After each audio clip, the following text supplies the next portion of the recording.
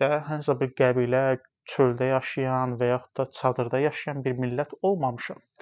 Bu təbliğatı Yena, yəni Yeraz və Naxçıvanlılar ona görə qurur ki, bizim inkişafımızın qabağını alsınlar. Bu dəfələrlə bu faktlar mənə gəlib çatıbdı. Azərbaycanın dövlət qurumları adından danışan Yeraz və Naxçıvan qruplaşması müxtəlif səfirlik və hətta prezident nümayəndələri ilə görüşlərində və digər rəsmi şəxslərlə görüşlərində, Avropadan, Amerikadan olan rəsmilərlə görüşlərində bu şəkli və bizim güya etnik bir kimliyə malik olmamızı, güya biz aborigen xalqıq, yəni biz aborigen xalqıq bu öz yerində, amma onu da nəzərə alın ki, Amerikalılar, Avropalılar aborigen deyəndə başqa şey ağıllarına gəlir. Çünki Amerikadakı aborigen xalq hindulardır. Məsəl üçün, onlar qəbilə formasındadır, çadırda yaşayırlar.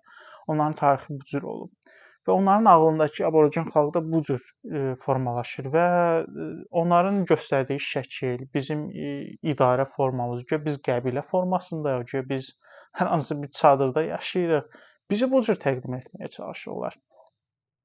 Və təbii ki, yəni Avropa, Amerikalılar da istəyir sivil cəmiyyətlər olsun, istəyir siyasi quruluşlar olsun.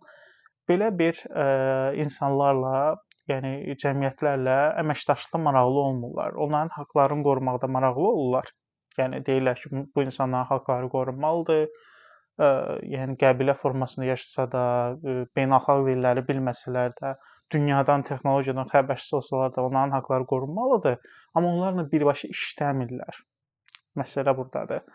Və Yeraz Naxçıvanlıların da bizə qarşı addımı bundan ibarətdir. Yəni dünyanın sivil quruluşlarının, həmçinin siyasi quruluşlarının talışlarla bircə işləməsinin qabağını almaq.